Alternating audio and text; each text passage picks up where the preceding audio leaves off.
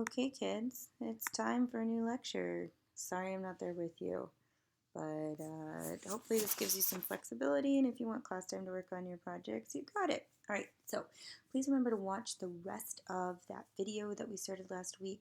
You really need to make sure that you understand all of why we have a two-party system and why third parties have such a hard time getting established. So make sure that you watch to the end because they talk about third parties there at the end.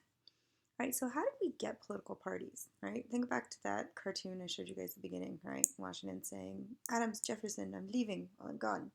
No parties. Well, poor Washington, it's accurate in that parties really emerge within his cabinet. So you get the Federalists, leading the charge is Alexander Hamilton. Of course, John Adams is part of that, and then the Democratic Republicans with Jefferson. And the parties take off from there, and Washington warns against them in his farewell address. But alas, nobody listens, so there you go.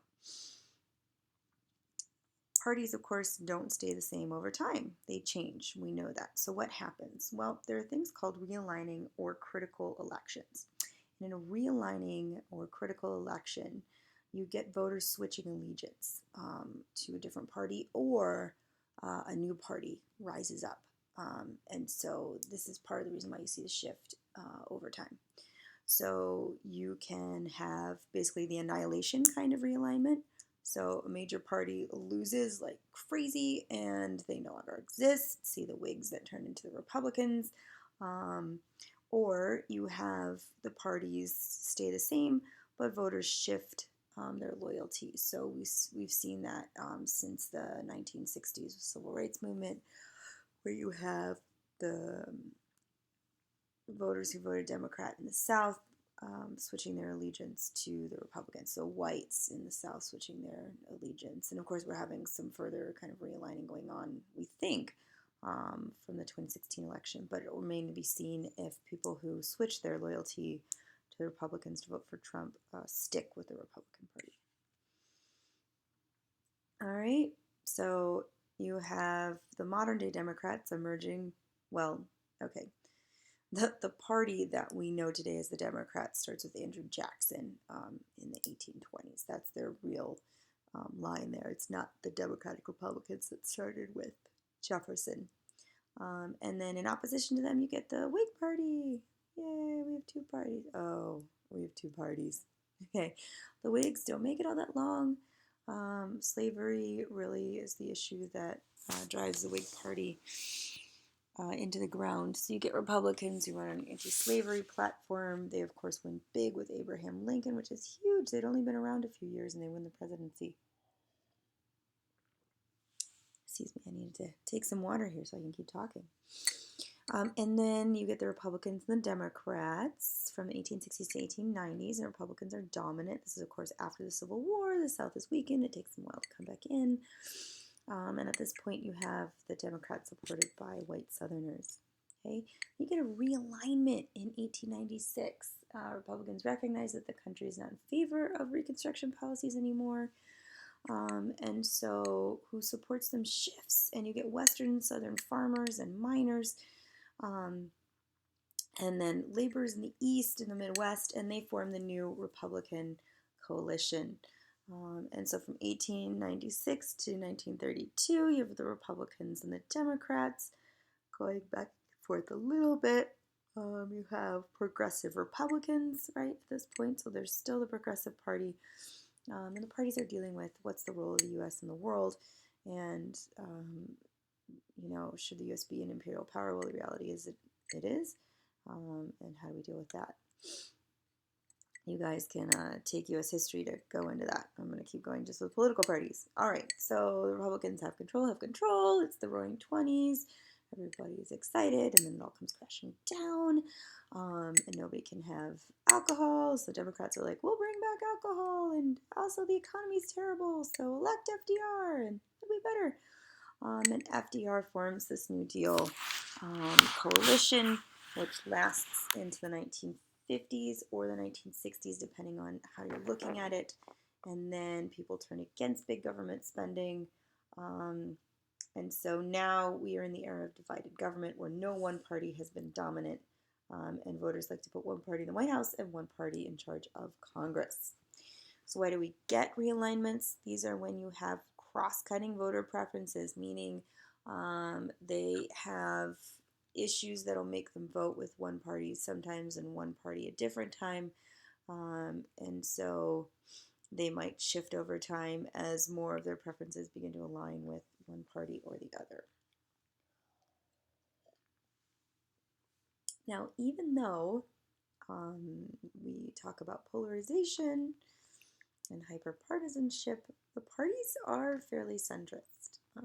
Because of safe districts, they have been getting sort of more ideologically extreme, but we don't have the socialist and the fascist party in Congress. We have the Democrats and the Republicans, so they are more centrist. There are lots of people who don't all believe the same things that belong to political parties, so the party leaders have to figure out how to get all those people to work together, and that's really difficult. And I think this is why we've seen so many speakers for the Republican Party in the last. Okay, well, we've had two, but Paul Ryan didn't stay for very long, which is unusual. But I think part of it is just that the extremes in the party are making life difficult. And it's been difficult, I think, too, to work with Trump, who's not a true Republican. He's a populist. Okay, so leadership of parties. You have the party convention where they write the party platform and the party chair is there. You have national committees for the parties and then state committees and local committees.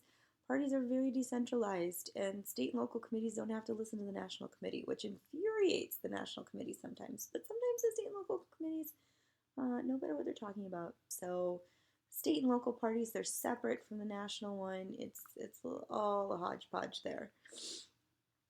And what are they responsible for? They got fundraise a lot of money. That's like their main thing. Fundraise money and then funnel it to candidates. And then turn out your voters, right? Get out the vote and talk about getting out the base. Historically, Republicans have been better at this than Democrats, but since 2016, the Democrats have been energized and have been much more successful at turning out their voters. And then the National Party will decide where to spend all that money that they've fundraised, and that's a big deal because sometimes you get candidates that say, I can win this race if I just had some more money, and the National Party's like, no, we don't think you can. It turns out, they only lose by a percentage point. They're like, oh, you probably should have spent some money there. So this kind of exemplifies what's been going on with the Republican Party. Take a minute to look at this cartoon. I'm just going to pause so you can look at it. Now, the Republican Convention was held in Cleveland in 2016. So that might help you interpret this. Remember that the elephant represents the, you said Republican, good job, party, or the GOP. And this really typifies how the party leadership was really not on board with Trump, but he was the nominee because of the primaries and the caucuses, and that's who they had to go with. So they were very worried about this, and were trying to seek ways to not have Trump be the nominee, but in the end ended up going with him. All right, party platforms. Party platforms are so exciting. Well, maybe. Okay. So party platform is just the statement of the party policy. Pretty vague typically, and a lot of people forget about them, so they won't necessarily hold candidates to them. But the Republican platform shifted a lot in 2016 to accommodate what Trump wanted. And he has tried to stick to at least a lot of what he promises based on immigration and trade. All right, like I said, state and local parties are pretty independent. Otherwise, they run a lot like national parties. It depends on who the chair is, whether the state and local parties are effective or ineffective. Sometimes state and local parties will be, I have this great candidate, and they do really well locally, but then at the national level, they just get wiped out. So that can be difficult to manage. Now, once parties get into government, it's a whole different ballgame, right? So you can behave sort of one way when you're in the election and campaigning, but then once you're in government, you got to actually run the government. So parties are very important in Congress. The party gets to vote for the leadership And then the party places people onto committees. And so you want to, make nice with the committee that determines what committee you're on in your party. These can be used as rewards or punishments, which committee you get on. You want to be on a good committee for your district so that you can say, look what I'm doing for you, right? Parties have to coordinate work between the houses or even between the branches, right? So if they're trying to get some major legislation passed, you'll see them meeting. House representatives will meet with the senators, and then they'll go up to the White House, meet with the White House to make sure that everybody's on board with trying to get this legislation passed. Those people that work for parties are expected to be partisan as well. So you don't become a staffer for a Republican if you're not Republican, or vice versa. You don't become a staffer for the Democrats unless you're a Democrat. In terms of how parties enter into the executive branch, besides obviously the president being partisan, they're going to choose members of their party to be part of their White House staff, to head the executive departments. And these are typically people who've been with them on the campaign trail or have a tremendous amount of expertise in the area that they want them to serve in, although that hasn't necessarily been the case so much with Trump. Sometimes they'll choose former rivals like Trump did with Ben Carson. Obama was big on choosing, at least for the position of Secretary of Defense, Republicans to show bipartisanship. And I think, too, because he trusted the people that he nominated for that position. Of course, we know that judges are supposed to be nonpartisan, so moving on here to the judicial branch. But the nomination and confirmation process is super partisan. However, I was just listening to a bunch of federal judges speak about this when I was at the Social Studies Conference this past week, and they were all very upset that people view them as partisan and talking about how they just try to do their job to the best of their ability and that they agree on most cases. So there you have it from the mouths of federal judges themselves. And then just kind of for your own edification, that at state levels, frequently judges are very partisan because they have to run for election in a lot of states. All right, there are your leaders in Congress. Paul Ryan outgoing, Nancy Pelosi incoming. Again, she was speaker, then she wasn't, now she is again. I don't think they've had the official election yet. I haven't heard. But it's likely that she'll be elected, even though a lot of people are like, I'm not going to vote for her, because the Republicans are like, about Nancy Pelosi. So a bunch of Democratic freshmen now, right? So they were freshly elected, and they're newbies. Said, I won't vote for her, I won't vote for her. But then she figured out ways to get them to vote for her because she's a cool cat like that. Whoops, I flipped these slides, I just realized. But parties in the electorate, what do parties do? So you can register with a party, and this is basically so that you can vote in primary elections. So there are a lot of people who register with the party but don't do any more than that. Then you have the party activists, okay? And so they are super active in the party. They're going to volunteer. They're going to get out the vote. They're going to call people. They're going to send text messages. They're going to do anything they can to whip up support for their candidate. And so a lot of times these hyperactive people in the party get upset when their candidate wins because the candidate must make compromises in order to make governing work, and they see that as a bad thing. Okay, so you have various types of activists that are in parties. You have the candidate activists, and they're like, I'm using this party to get my guy elected or my girl elected. And then you have others that are issue activists, so they like the party's stance on something, and they're going to concentrate on getting the party to pay attention to those issues. Interestingly enough, the independents are on the rise, but most people still feel a lean towards one party or the other. So they're like, I'm independent, but secretly they're rooting for one side or the other. And Party ID is the biggest way that you can tell what someone's going to vote for, right? So you ask their Party ID and you're like, oh, I know how you're going to vote. And it's pretty reliable. Those who identify as strong Republican or strong Democrat tend to be the most informed voters and the most active in terms of volunteering and such civically. Maybe not necessarily for the party, but probably for the party. Those who are truly independent, they truly have no preference for one side or the other, actually the least informed and least active voters there are. Interesting. Okay, so a lot of stuff has happened to make parties weaker. They've been weakening since the 1970s. A number of factors there. The direct election now with primaries, right? So the people have more say, not the party leaders, and who's going to be the nominee.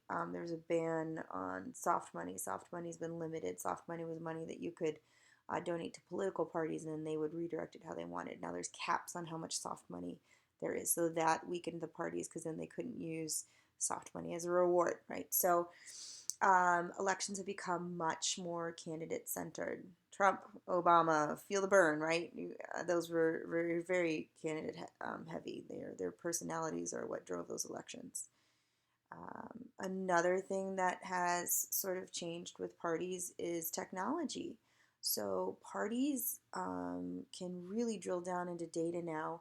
They have huge databases, and they can figure out how to target their voters really precisely. So target them with radio ads and Facebook ads, right? Like they can go into neighborhoods and deploy Facebook ads that would be effective in that area and no other.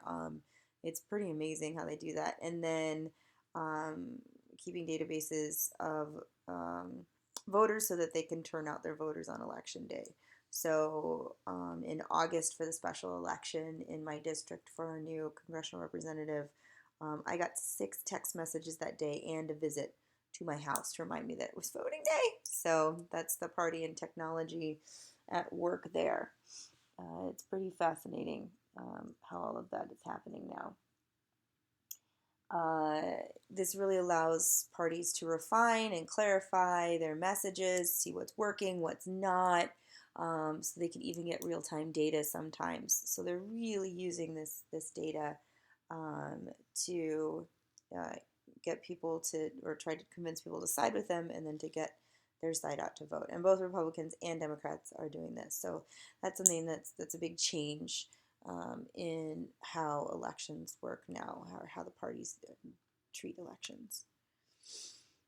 Okay, so I talked a little bit about this before in terms of de-alignment. Some people suggested, people don't really care about the parties anymore, but we know that that's not true. Look at the 2016 election, and people are still voting at the same rate of Democrat and Republican when you look at the data. So there's some of those numbers, right? So there's a decline in party identification, but people are still voting Democrat and Republican just like they did in the 1950s. Parties and money. This is a big one, okay? People really don't like how much money is in politics. They feel it's corrupted the system. So there have been a number of attempts to regulate money going to political parties. So individuals and interest groups, of course, donate money to campaigns. The courts have regulated this to some extent and then taken off limits in other cases. So in the 1970s, individuals could donate to $20,000 to political parties. Okay. And then in 1979, Congress and the Federal Election Committee were like, hey, let's throw open the floodgates, unlimited soft money. And then the late John McCain sponsored with Russ Feingold a bipartisan act known as the Bipartisan Campaign Reform Act, which limited soft money to political parties in an attempt to get this money out of the system. What this had the effect of doing was then weakening political parties who no longer controlled access to the cash. Soft money makes me think of soft serve, and then I really want ice cream. Yeah. Okay. So parties, how do they get to spend that money? Is of course regulated by law, and remember that Trump is under some investigation for money that he paid to women to not say that they had affairs with him, and this would be basically like an illegal use of campaign funds if he did that, or basically kind of like a campaign donation. So, which he wasn't supposed to do. So that's being investigated. Parties are allowed to coordinate with candidates and spend money on their behalf to help them get elected. and there's limits on how much they're allowed to do with that. But they can spend however much they want for or against candidates as long as they're not in coordination with any campaign, which it's kind of weird that the court even said this because, uh,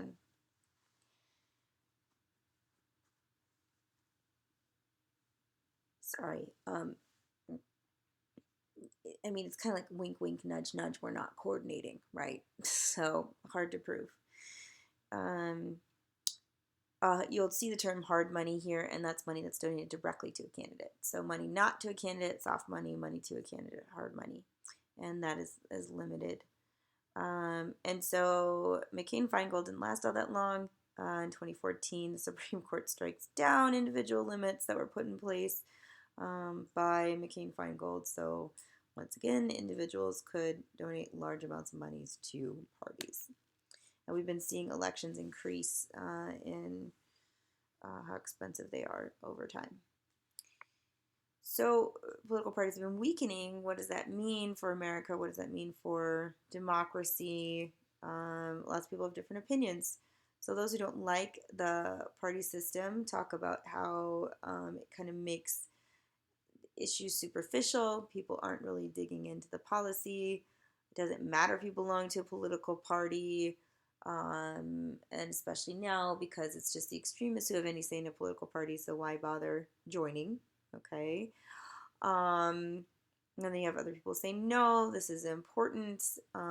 Parties help to organize us, so we're not actually fighting as much. Um, Parties actually do have a lot to say on policy and in their platforms. There's still centrists or, good healthy debate by extremists, right? Could be good. Are parties dying out? Well, they've been weakened. And there's so many elections in the US that it's hard for parties to exert control everywhere. And the rise of mass media and social media has meant that parties, which used to run newspapers and things, and would provide information that way to the voters, that they don't have, as much monopoly on information anymore as they used to. But to counter that point, parties still continue to persist, and people still feel kind of an allegiance to one or the other. And being nominated and run by a party still carries a great deal of weight in local and state elections, even at the national level. So it can be kind of the label that carries you across the finish line, or the label that sinks you before your campaign even gets started, depending on what district you're in and how partisan people are there. People thought that with Trump's election, so if you'll see right up here in the top corner, it's May 4th, 2016, so way before Trump gets elected. And they're like, oh, the Republican Party's going to die because of Trump. Well, he won the election and the Republicans all fell in line, right? So the Republican Party right now is still going strong, but it's definitely the party of Trump, and his ideas are the ones that are dominant in the party. So the question is, will it survive post-Trump? What's going to happen to the party? Okay. Here's the parties themselves changed to try and become more progressive. So we have the direct primaries. These are the Dems is the Democrats here, and they tried to make their delegates more representative of the general population. They don't do winner take all. The Republicans do have some winner take all primaries, but a lot of the Democratic ones are proportional, so you win as many delegates as you did percentage of the vote. This upset party leaders because they used to get a lot more say in who was going to become the nominee. So the Democrats created the superdelegate position, and the superdelegates are elected officials in the party, and they can cast votes and not be bound by the primary vote. So it's pretty controversial. They favored Hillary Clinton and are what helped put her over the top in 2016, over Bernie. Okay, the Republicans are trying to get their party to diversify, but Trump has appealed increasingly to an older, whiter population. So that's been difficult.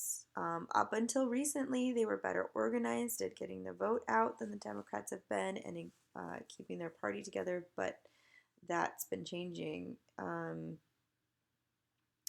And while Republicans had been better at fundraising, the Democrats have basically caught up and closed the gap. So the two parties are coming closer together in that sense. This is just a look at how the electoral map has changed over time. So this is the Electoral College votes. And look at the numbers, not just the colors, because you'll see some states decreasing. Hello, Ohio, Pennsylvania, New York. I see you. Look how close New York and California were in 76. That number is just going to grow way far apart. Look at Florida, only 17. Okay, so then it shifts. Here's 92. All right, map's looking a lot different there. California has flipped blue, and it's 54 votes, and New York is down to 33. Look, Ohio only has 21, but Florida's up to 25. Wow. Okay, 2012. And these are the current numbers for the states because we haven't had a census since 2010. Florida's up to 29 there. I see Florida. Okay. So you see the population shifts and also how voter preferences are shifting. Note that the South has become red, red, red. Okay, and then 2016, this is what the map looked like. So you note a lot more red and a lot less blue. And this is part of, right, the winner take all of this because we know that Hillary actually won the popular vote while losing the Electoral College. And that is all for now. If I can figure out how to turn this off since the record button is not showing up here. Aha, there we go.